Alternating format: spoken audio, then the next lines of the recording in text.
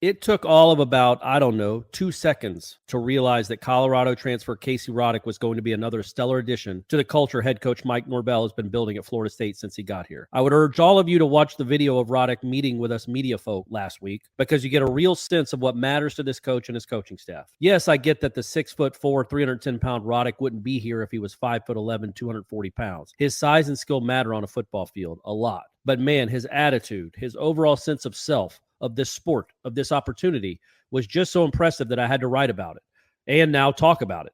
Not just about him, although he's somebody you will enjoy cheering for, I promise, but because of what his addition says, once again, about the type of people Norvell is bringing into this program. There were plenty of examples from Roddick's press conference to choose from, but I want to concentrate on a select few because I think they speak about him and what he's about, and most certainly what Norvell offensive line coach Alex Atkins and this program are about. The Colorado transfer was asked what made Florida State the right choice for him, knowing he had just 1 year of college football left. Really the essence of the program, Roddick said. I've had a great opportunity to be a part of two really good historical programs with Colorado and Florida State. And the biggest thing about it is the culture and the people you're around, more importantly. The people you get to work with, you get to learn from, and you also get to grow with as well. And so for me to come in and have the opportunity to do that, that's something that I was really looking forward to. And obviously with Coach Norvell, Coach Atkins, Coach Fertitta, and Coach Williams, those were four individuals who really steered my decision to come here. Other than him pointing out a graduate assistant in Williams and an analyst in Fertitta, hey, those guys deserve love too, am I right?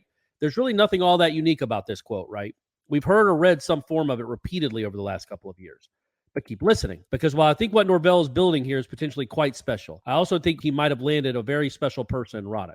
It got to the point last week, after listening to speak for 12 minutes, that I had to ask him what he wanted to do with his life after football, because it sounds like he could do just about anything he wants. Maybe a senator, maybe a CEO, heck, maybe an analyst for Warchant. Anything is possible, Casey. You've got to dream big, my man. Here was his answer. I see myself being a general manager of an organization, and that was another opportunity that steered me to Florida State. Jason Garrett's brother, John Garrett, is on staff here. And so that was a big reason why I chose Florida State, because I said it before, it's not just a one-year decision, it's a 40-year decision. That's what high school recruits don't understand. It's not about the monetary 3 years. It's about what you're going to do 40 years from now. So I can see myself definitely running an organization. Maybe it's not even within football. I'd love to do it in football because I feel like football has given me so much. But running an organization and leading other people is definitely where I see myself in the future. I just can't stress how important it is. This is me now talking. I can't just stress how important it is to have people like this in your locker room, in your halls, in your program. It's why the 2 years of Dylan Gibbons was so big for Florida State, or even the 1 year of Jermaine Johnson. Getting guys like this, grown-ups like this, impressive, talented, smart, insightful people who know how to be good teammates can only be a positive. I believe that even if Roddick doesn't play a meaningful snap at FSU, while he certainly will have a good shot to start, there's no guarantee that he'll win the job. But his presence only enhances what Norvell and Atkins are building. Another example from last week. Roddick was asked about coming in as a grad transfer with 30 starts under his belt in Division I football and being a leader for his younger Florida State teammates, some of whom will be trying to beat him out for a starting spot. He said it was something he and Atkins talked about during the recruiting process, and ultimately it did play a role in why he wound up in Tallahassee. Essentially, what I want to do is come to Florida State and know that I left this place better than when I came here, Roddick said, especially within the offensive line, and understand that I have these essential qualities within me to lead individuals and steer individuals into the right direction. That's why I wanted to choose Florida State. I understand Roddick isn't simply here because he's a good dude. He can play. That matters most.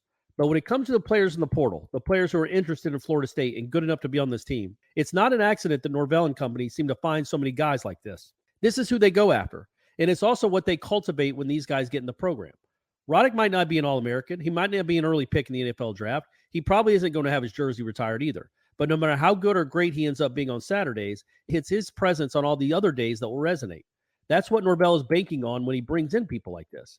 For instance, when Roddick was asked about playing with guys like Jordan Travis and Trey Benson, he said, that's a hell of an opportunity to be able to block for and be in front of those two individuals. The first conversation I had with Trey Benson, he told me it was 4 yards short of 1,000 yards? It was actually 10 yards short, but carry on, Casey. We got you. So that hurt me to know that, Roddick said with a smile. But that's definitely in the forefront of the work that I do, is to make sure those guys get the accolades that they deserve. At the end of the day, the 5 people up front are a brotherhood, and we're doing everything for the other 6 guys on the field. Seriously, how can you not listen to these quotes and not be excited about Florida State's future? Or Roddick, for that matter. One last one, and then I'm wrapping this bad boy up. I'm not going to fanboy anymore about this kid, not until he's running for governor anyway. But when he was asked about tour of duty, the arduous, grueling off-season conditioning program the Florida State players are embarking upon, once again, I thought it summed up perfectly why he fits in so well here. And more importantly, why a place like this is so appealing to a person like him. It's an element that creates an edge within a program, Roddick said. And that edge continues throughout the football year. Because when you're in the tour of duty, you're doing something for someone else. It creates that brotherhood, that culture, that strive for greatness as well. And so I think the tour of duty is an essential part of Florida State. So it turns out are players like Casey Roddick.